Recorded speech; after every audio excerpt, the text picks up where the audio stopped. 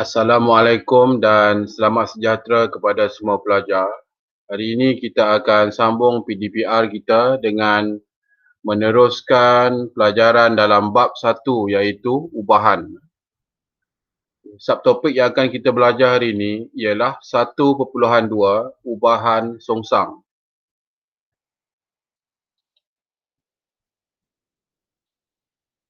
Okey, cikgu nak kamu rujuk muka surat 1 dalam buku teks. Kamu akan lihat paparan muka surat seperti berikut. Apa yang akan kita pelajari ada 3 untuk bab 1. Kali ini kita akan belajar ubahan songsang. Cikgu harap kamu masih ingat apa yang kamu telah pelajari berkaitan ubahan langsung dalam PDPR sebelum ini.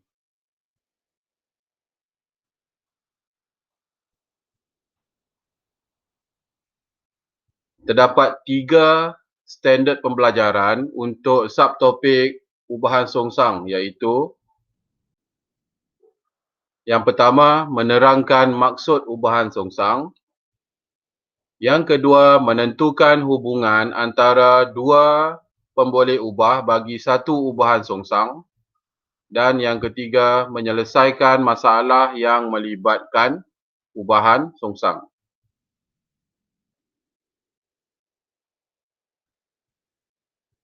Okey, kemudian cikgu nak kamu rujuk buku teks muka surat 17. 1.2 ubahan songsang. Okey, ubahan songsang dapat kita hubung kaitkan dalam kehidupan seharian kita. Contoh semasa kita di taman permainan bermain jongkang-jongkit. Semasa berada di atas jongkang-jongkit, seseorang yang lebih berat akan berada di bawah manakala seseorang yang lebih ringan akan berada di atas. Tahukah anda bagaimana menyeimbangkan jongkang-jongkit tersebut? Okay. Menyeimbangkan bermaksud orang yang sebelah kiri duduk sama tinggi dengan orang di sebelah kanan. Bagi menyeimbangkan sebuah jongkang-jongkit, seseorang yang lebih berat perlu duduk lebih dekat dengan fulcrum. Okey, apa dia fulcrum? Fulcrum ni boleh kita anggap sebagai titik tengah lah. Titik tengah yang membahagi sama panjang suatu jongkang-jongkit. Fulcrum ni bertindak sebagai menyeimbangkan dia. Macam mana kita nak seimbangkan jongkang-jongkit tersebut. Okey, kalau situasi yang orang lebih berat perlu duduk lebih dekat dengan fulcrum atau seorang yang lebih ringan perlu duduk lebih jauh dari fulcrum. Itu situasi dia bagaimana untuk menyeimbangkan jongkang-jongkit. Okey, perhatikan raja di sebelah. Hubungan antara jisim pemain W dengan jarak antara pemain dan fulcrum D dikatakan berubah secara songsang. Apabila W iaitu jisim pemain bertambah, maka D ataupun jarak dari fulcrum berkurang dan sebaliknya.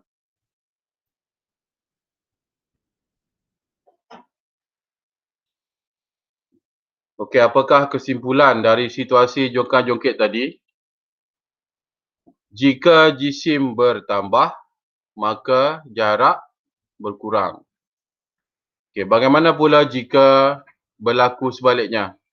Jika jisim berkurang, maka jarak akan bertambah.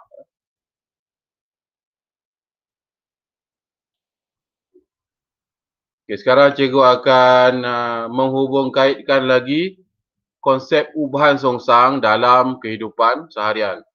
Terutamanya kehidupan seharian kamu sebagai seorang pelajar. Okey, contoh yang pertama. Jika masa belajar di rumah, cikgu katakan sebagai pemboleh ubah Y bertambah, maka masa bermain permainan video, contohnya, yang cikgu katakan sebagai pemboleh ubah X berkurang.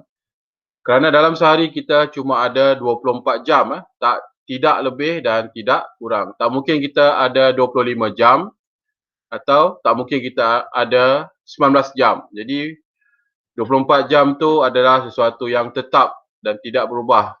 Cuma bagaimana pembahagian masa tersebut. Contoh yang kedua ialah hubung kait dengan gaya hidup sihat. Jika masa bersenam sebagai pemboleh ubah Y berkurang, maka masalah obesiti atau masalah kegemukan yang diwakili oleh pemboleh ubah X bertambah.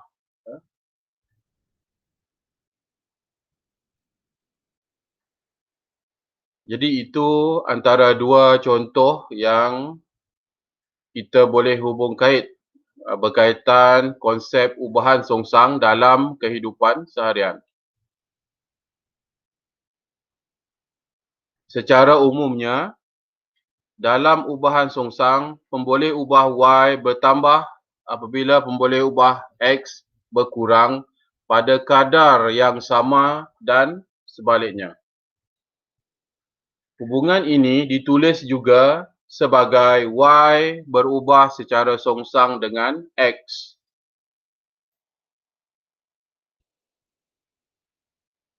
Okey, sekarang kita terus kepada contoh ubahan songsang. Okey, contoh yang pertama. Okey, Ali menyertai larian maju Sarawak Run dengan jarak 42 km. Berikut jadual di bawah tu ialah hubungan antara masa yang diambil oleh Ali dengan laju puratanya.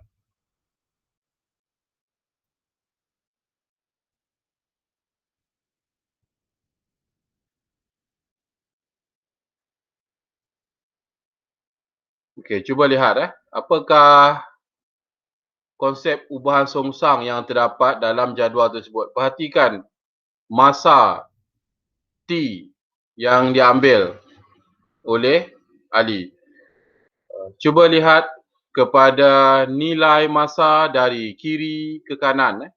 Masa dah tentulah. Semakin lama masa semakin bertambah daripada 4 jam seterusnya 5 jam hinggalah kepada 8 jam. Okey, cuba lihat pula nilai-nilai dalam jadual tersebut yang berkaitan masa yang diambil oleh Ali. Cuba lihat.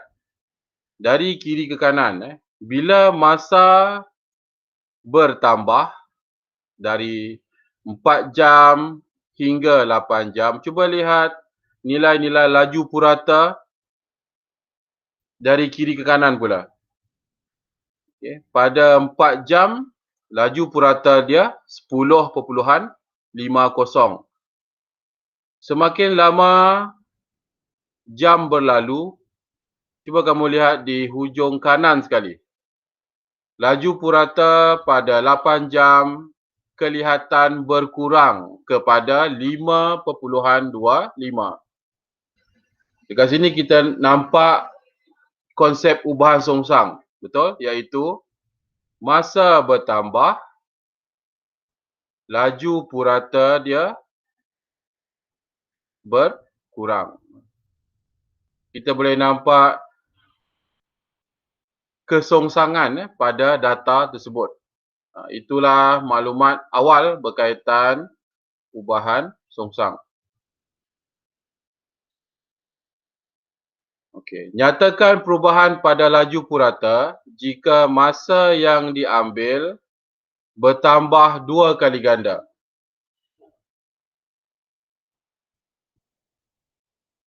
Okey, apa yang dimasukkan sebagai bertambah 2 kali ganda? Maksudnya darab 2 lah, darab 2. Okey. Okey, cuba lihat masa. Bila masa bertambah bermaksud masa tu darab 2. Maksudnya kita ambil masa pada 4 jam.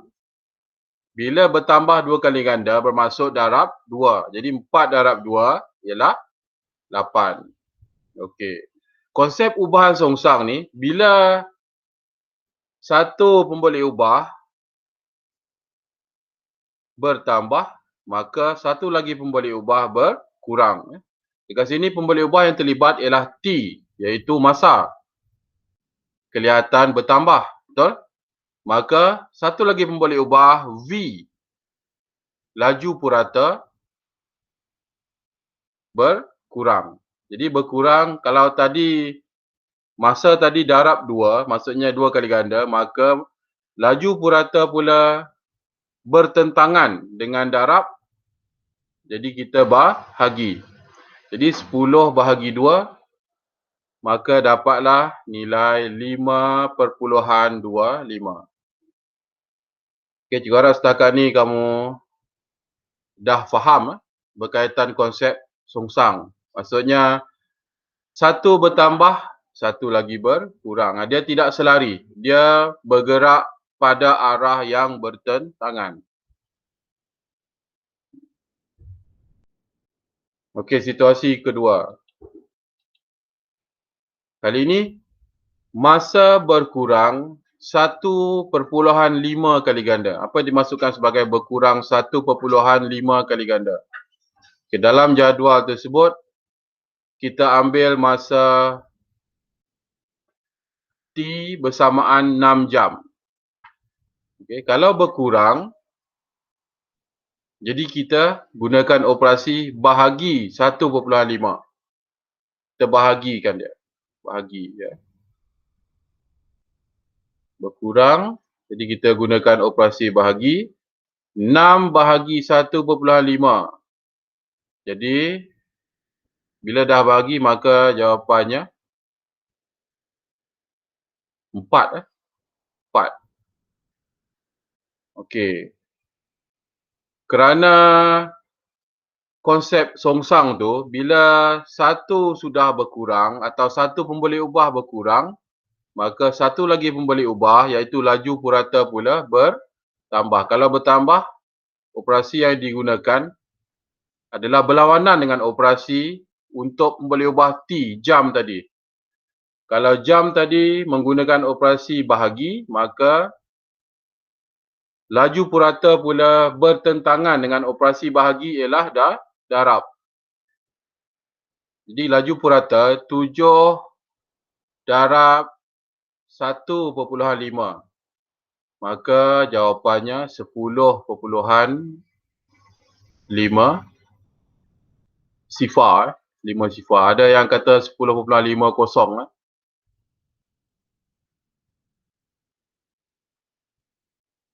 Jadi kalau kamu lihat cikgu besarkan dan cikgu kecilkan font untuk jawapan.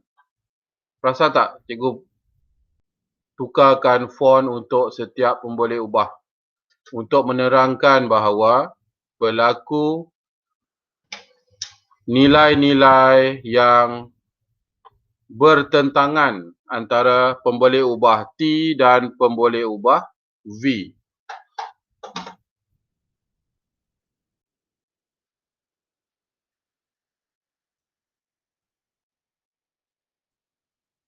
Ada. Okey, ada soalan setakat ni?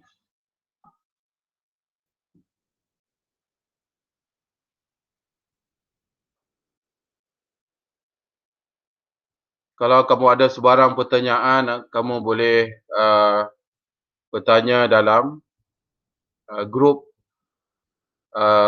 kelas masing-masing. Grup WhatsApp kelas masing-masing.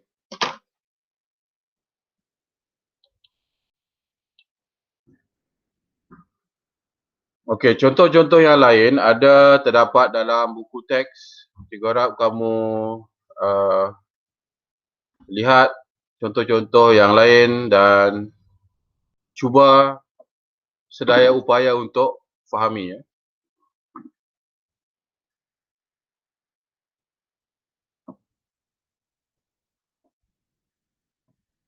Okey, setelah cikgu menerangkan berkaitan contoh ubahan songsang, okey, kita lihat latihan dalam buku teks muka surat 18. Latih kendiri 1.2a.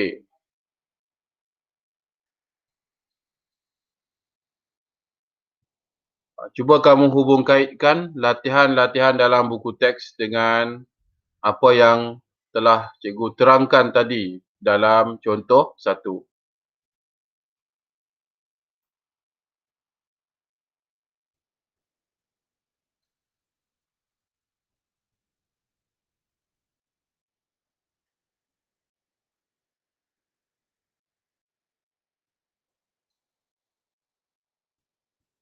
Okey, corak 1A tu kamu tiada masalah kerana dia melibatkan operasi darab.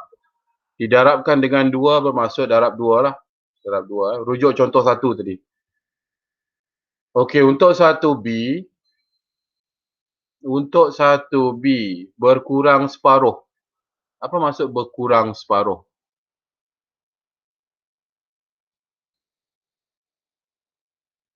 Ya, maksudnya bahagi 2. Bahagi 2.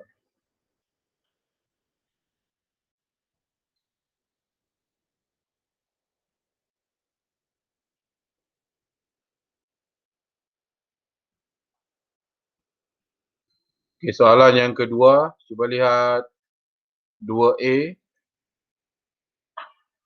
2A ni cara dia adalah seperti contoh 1 yang cikgu terangkan sebentar tadi.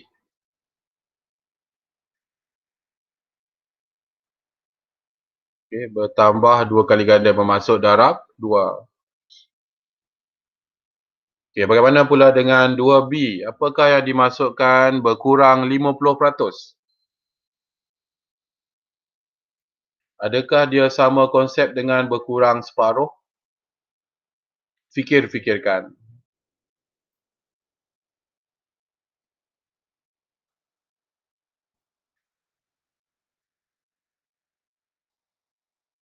Okey, seterusnya kita beralih kepada slide berikutnya. Bagi suatu ubahan songsang, Y berubah secara songsang dengan X boleh ditulis sebagai. Okey, ni dia. Ini langkah pertama bagaimana menulis hubungan antara dua pemboleh ubah Y dan X menggunakan simbol yang tertera pada slide tu. Nampak tak simbol tu? Okey. Simbol.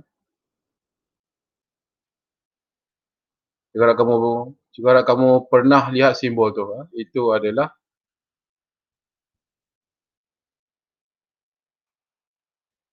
simbol yang menunjukkan hubungan ubahan.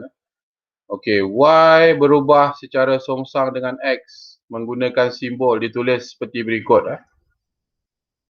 Itu dipanggil hubungan ubahan. Okey, dalam suatu penyelesaian soalan berkaitan ubahan songsang, inilah langkah pertama yang kamu perlu tulis. Ataupun yang kamu perlu tahu. Okey, step yang kedua atau langkah yang kedua, kamu akan menulis dalam bentuk persamaan. Nampak tak simbol sama dengan dekat sana? Itu menunjukkan bentuk persamaan. Okey, apa beza langkah yang pertama di atas, hubungan ubahan, dan langkah yang kedua, bentuk persamaan? Okey, yang berubah tadi, simbol yang di atas tu telah ditukar kepada simbol sama dengan. Cuba lihat kali ini, wujud pemala K yang cikgu merahkan tu. Pemala K. Tapi nak letak huruf lain pun boleh. Tapi standard dia kita letak huruf K. K kecil. Mewakili pemala. Okay, ada soalan setakat ni. 2 langkah yang perlu kamu tahu berkaitan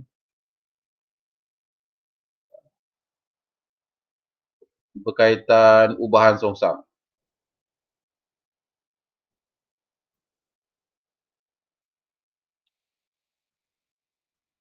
Okey, berikut cikgu tunjukkan beberapa contoh menulis persamaan ubahan songsang daripada hubungan ubahan.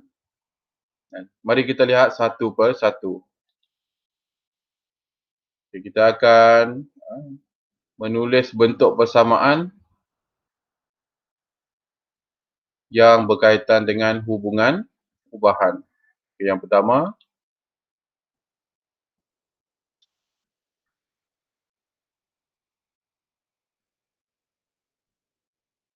Y berkadar songsang dengan X ditulis dalam bentuk persamaan Y sama dengan K per X. Okey, yang kedua, Y berkadar songsang dengan X kuasa 2.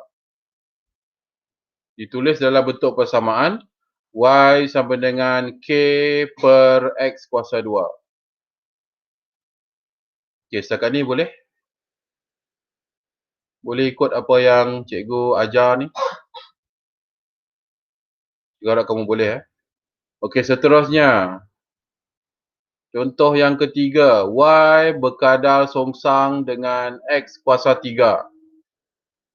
Macam mana kita nak tulis bentuk persamaan?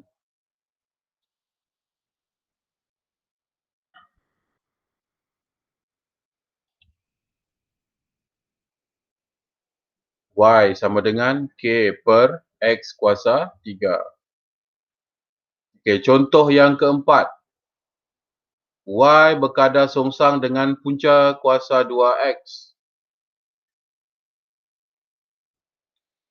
Dapatkah kamu tulis sendiri apakah bentuk persamaan yang berkaitan?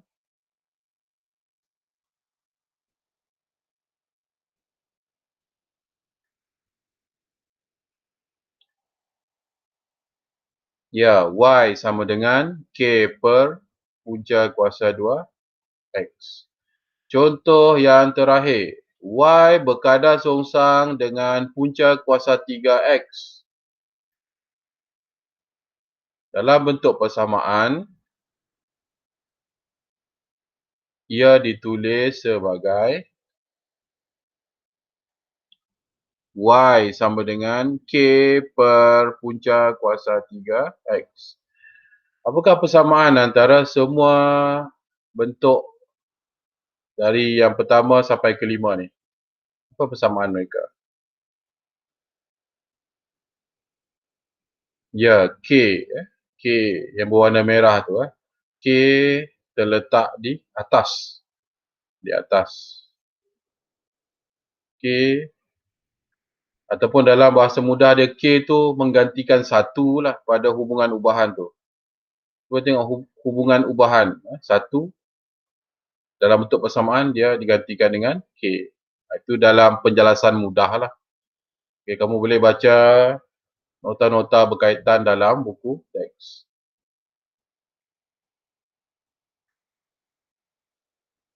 Nah, itu dia. Cara-cara menulis hubungan ubahan. Cara-cara menulis ubahan songsang dalam bentuk hubungan ubahan dan bentuk persamaan.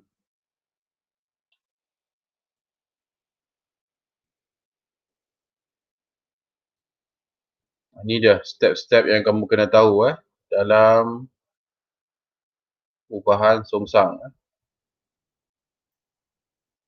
Yang pertama adalah menulis hubungan ubahan. Kadang-kadang dalam soalan peperiksaan, menulis hubungan ubahan ni, dia dah beri dah. Dia dah beri dalam bentuk simbol tu lah, yang ada simbol tu, dia dah beri. So, bila dia dah beri dalam soalan peperiksaan, kamu cuma perlu kepada langkah yang kedua, iaitu menulis simbol sama dengan dan pemala K yang kita baru belajar dalam slide yang sebelumnya tadi. Okay, langkah yang ketiga, menggantikan nilai pemboleh ubah Y ataupun nilai pemboleh ubah yang pertama dan pemboleh ubah X atau pemboleh ubah yang kedua yang sepadan ke dalam persamaan. Okay, setelah kamu menulis langkah yang kedua tadi, iaitu menulis bentuk persamaan. Kamu gantikan nilai yang diberi. Contoh boleh ubah Y diberi nilai, kamu gantikan. Boleh ubah X juga diberi, kamu gantikan dalam persamaan. Kerana penggantian tu adalah bertujuan untuk mencari atau menghitung nilai K yang berwarna merah tadi, kan? Yang berwarna merah, kita nak cari apakah nilai pemala K.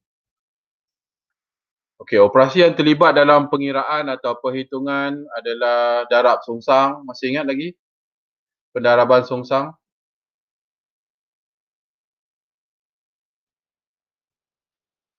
Ataupun dalam bahasa Inggeris, cross multiplication. Jika kamu ingat. Okay. Setelah menghitung nilai pemala K, kemudian kita akan menulis ungkapan hubungan dua pemboleh ubah dengan nilai pemala K sudah diketahui. Setelah tahu nilai pemala K, kemudian kita akan menuliskan ungkapan.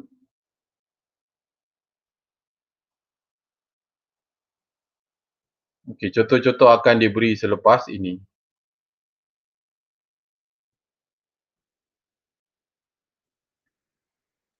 Langkah-langkah yang cikgu senaraikan ini harus kamu ikuti supaya kamu dapat menjawab soalan berkaitan ubahan songsang dengan jayanya.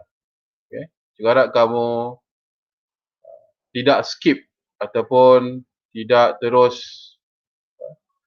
menghitung nilai pemala K tanpa mengetahui nilai pembalik ubah yang diberi. Okay. Follow setiap step tu satu per satu. Ada berapa step dekat sana? Cuba lihat. Ada 5 step atau 5 langkah penyelesaian.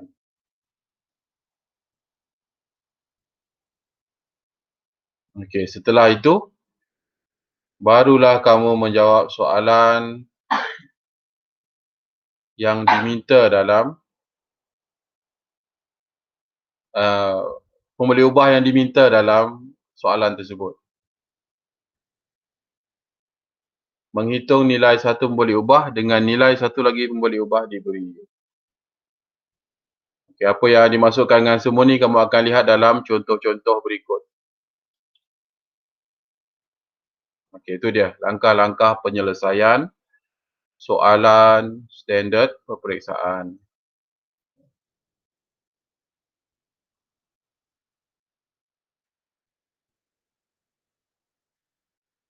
Okey, mari kita beralih pula kepada contoh.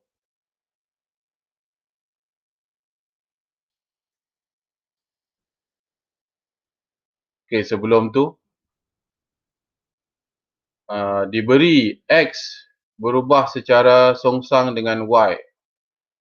Okay, diberi X berubah secara songsang dengan Y. Masih ingat lagi macam mana menulis hubungan ubahan? Seterusnya, apa dia?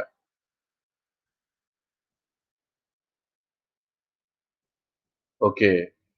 Kemudian, diberi pemboleh ubah X bernilai 2 dan pemboleh ubah Y bernilai 7. Hitung nilai X apabila Y sama dengan 1.6. Kita akan gunakan langkah-langkah penyelesaian tadi ke dalam soalan ini.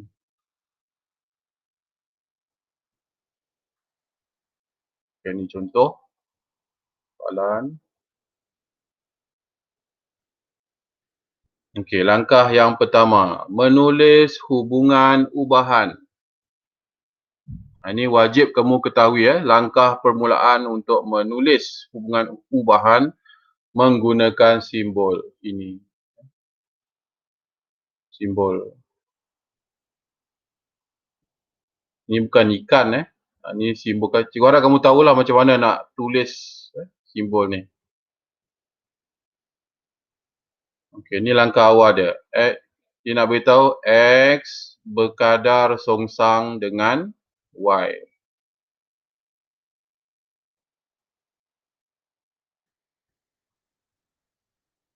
Okey, apakah langkah seterusnya? Ya, menulis persamaan. X sama dengan K per Y. K per Y. Ini langkah yang kedua. Masih ingat tadi langkah pertama dan kedua? Dua langkah yang penting yang kamu kena tulis.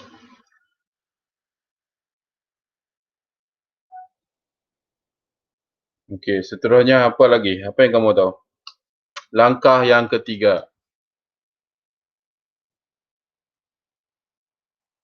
Kalau kamu ingat tadi, pemboleh ubah X dan pemboleh ubah Y diberi nilai kan? Maka langkah yang ketiga ialah gantikan nilai-nilai pemboleh ubah X dan pemboleh ubah Y yang diberi dalam soalan. Okey, tadi dikatakan X bernilai 2. Jadi gantikan X dengan 2.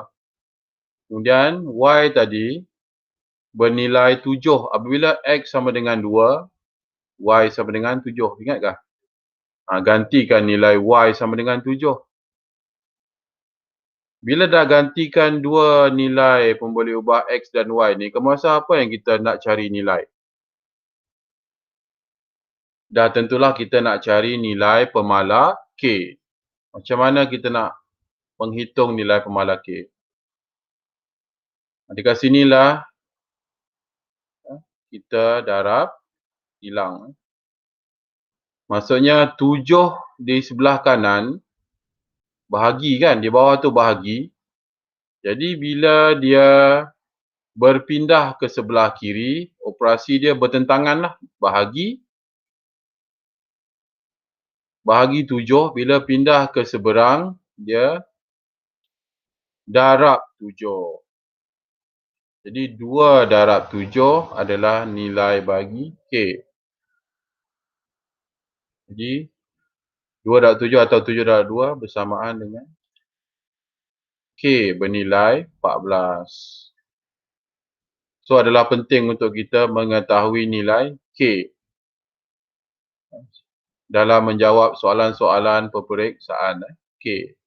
Mesti tahu nilai K. Pasal tu cikgu merahkan K ni. Maksudnya penting untuk mengetahui apakah nilai K. Dalam contoh ini K sama dengan 14. Okey, apakah langkah seterusnya? Okey, ini cara tulis ungkapan tu. Ungkapan persamaan. Okey. Di mana X dan Y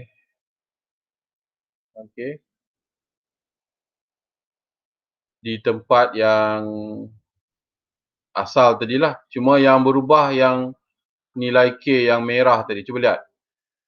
Dia bukan K lagi, tapi kali ini K sudah diberikan nilai bernombor. Iaitu hasil hitungan tadi, K 14. Jadi cara tulis dia, X sama dengan 14 per Y. X sama dengan 14 per Y. Okey, konsep pemala. Kamu tahu konsep pemala K tu? Kenapa dia dikatakan pemala? Pemala dalam bahasa Inggeris dipanggil constant. Constant maksudnya nilai-nilai yang tidak berubah lah. Okey, dalam soalan ni pemala atau nilai tak berubah ialah 14. Okey. Kenapa X dan Y? Kenapa X dan Y? Kerana X dan Y ni pemboleh ubah. Maksudnya nilai-nilai X boleh berubah, nilai-nilai Y juga boleh berubah.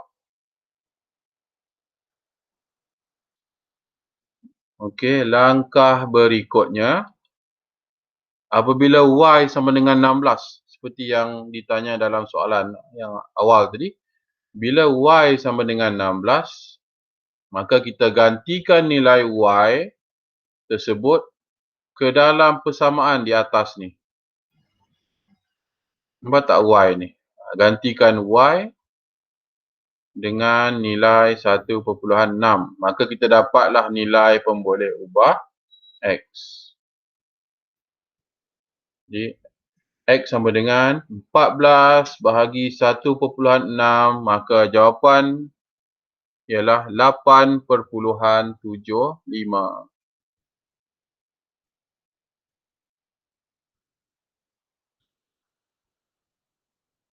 Okey, boleh buat? Boleh buat, boleh faham? Okay, cikgu harap kamu berusaha untuk memahami ya. Memahami langkah demi langkah. Kamu boleh. Ya, yakin. Yakin diri.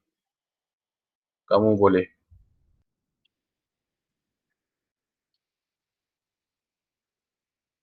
Okey, cikgu dah berikan satu contoh bersama langkah-langkah penyelesaian. Okey, kali ini kamu boleh rujuk buku teks. Latihkan diri 1.2b. Muka surat.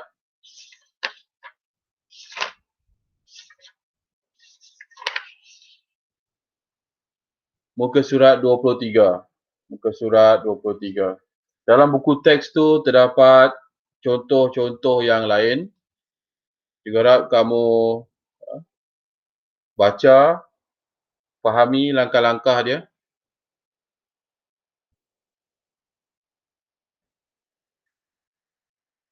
Okey, dah jumpa muka surat 23 buku teks.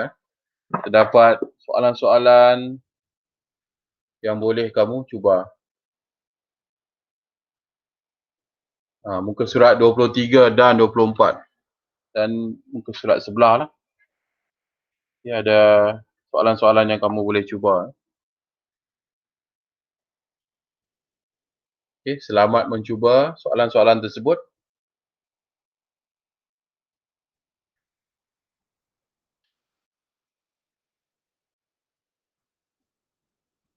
Ini sambungan tadi ya, sambungan soalan-soalan latihkan diri 1.2b.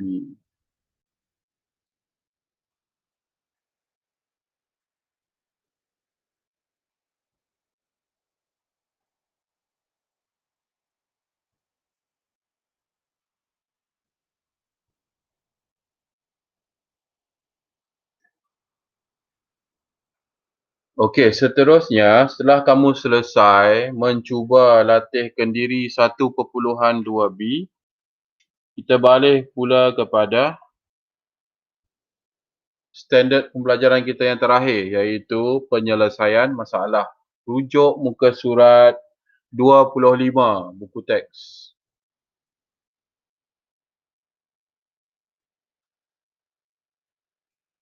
Ya, setelah kamu dapat buat latihan tadi, kita balik pula kepada latihan ataupun masalah-masalah aras tinggi sedikit lah daripada tadi.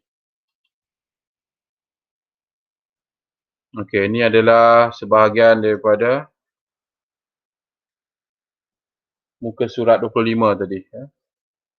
Contoh 21 dalam buku teks.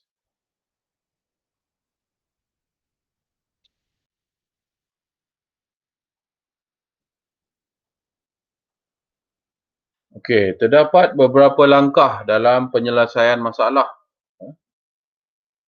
Terdapat 4 langkah yang perlu kamu ikuti ya. Okey, langkah yang pertama, memahami masalah. Okey, dalam contoh tersebut,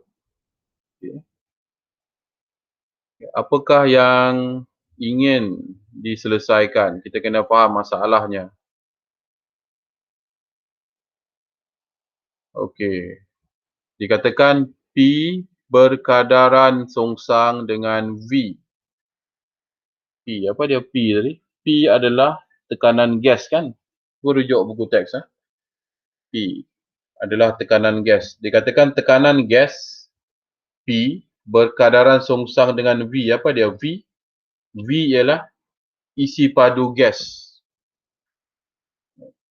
Jadi tekanan gas dan isi padu gas digantikan dengan pemboleh ubah P dan V.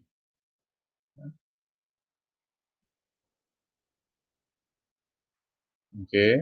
Apa lagi yang kita fahami daripada soalan tersebut?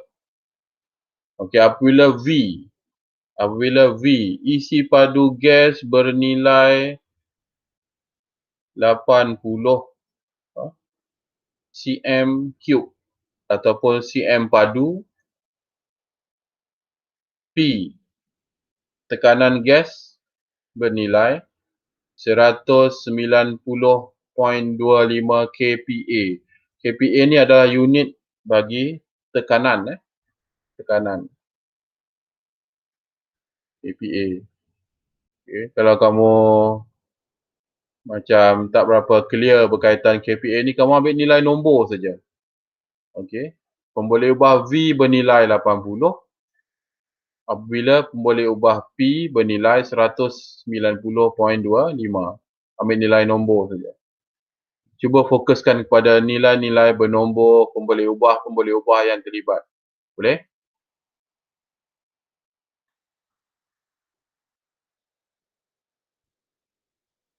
Okey. Langkah yang kedua, merancang strategi. Maksudnya sebelum kita nak selesaikan masalah tadi, kita kena plan, rancang apa yang kita nak lakukan. Rancang. Okey. Strategi yang pertama, kita menentukan hubungan antara P dan V dalam bentuk persamaan. Ingat lagi bentuk persamaan? Bentuk persamaan yang telah cikgu terangkan di awal tadi.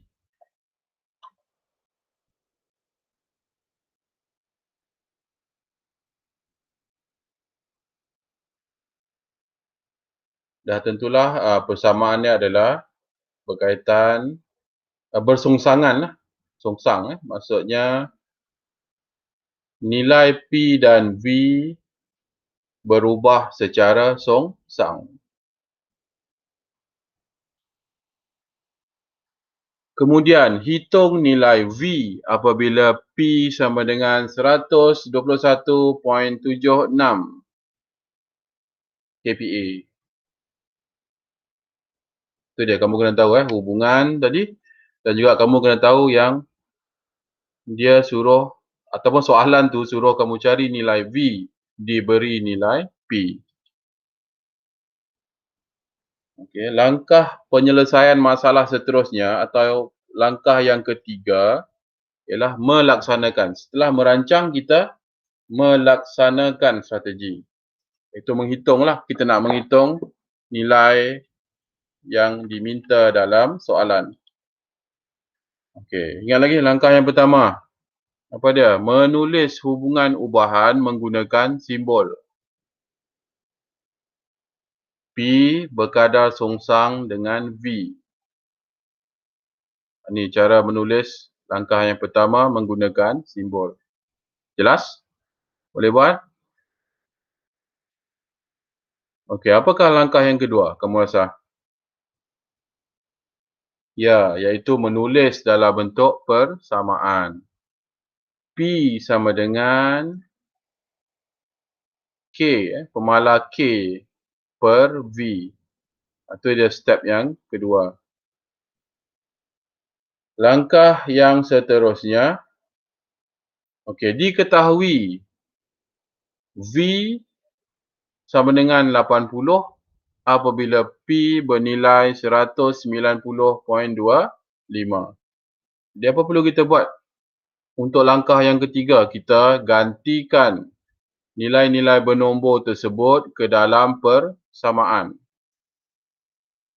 Macam mana kita nak gantikan? Macam tu.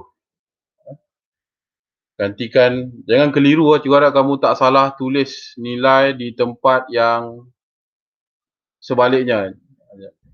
Kena fikir betul-betul sebelum tulis. Jangan salah tulis. Kalau salah tulis, dah tentulah jawapan dia tak betul untuk nilai pemala.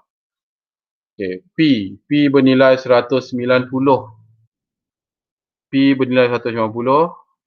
V bernilai 80. Ini cara menulis dalam persamaan. Jadi apa yang kita nak buat setelah kita menggantikan dua nilai V dan P? Dah tentulah kita nak cari nilai pemala K. Jadi berapa nilai pemala K? K sama dengan 190.25 darab 80. Tadi 80 tu di sebelah kanan, dia di bawah bahagi ya. Bila dia pindah ke sebelah kiri, operasi dia berubah kepada darab. Jadi hitung guna kalkulator, kamu akan dapatkan nilai K. K bersamaan 15,220. Okay, adakah telah selesai kita menjawab soalan ni? Dah tentu belum. Langkah seterusnya, membuat kesimpulan. Membuat kesimpulan.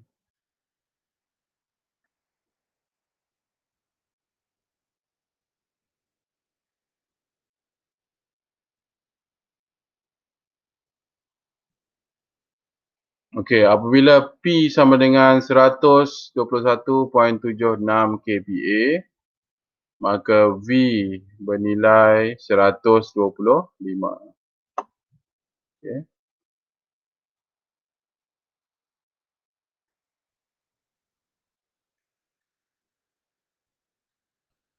Saya harap kamu dapat hitung macam mana V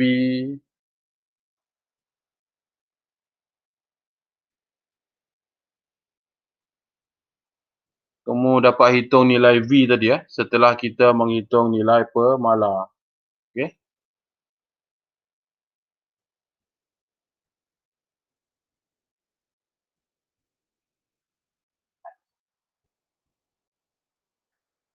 Okey, rujuk buku teks untuk cara-cara menghitung nilai V.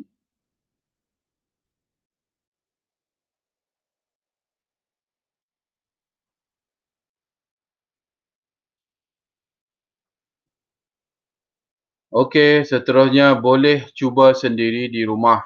Ada latih kendiri 1.2C. Okey, berikut adalah soalan-soalan yang terdapat dalam buku teks kamu tu. Boleh cuba latihan-latihan yang diberi.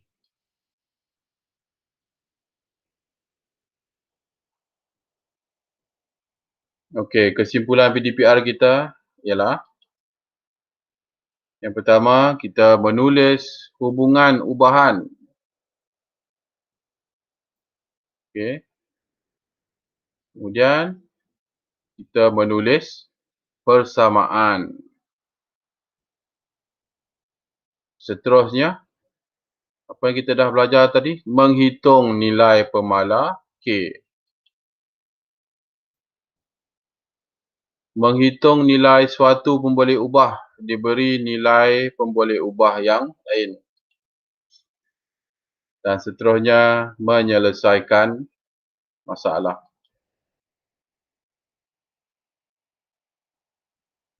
Okey, itu saja sesi PDPR kita untuk subtopik 1.2 ubahan songsang.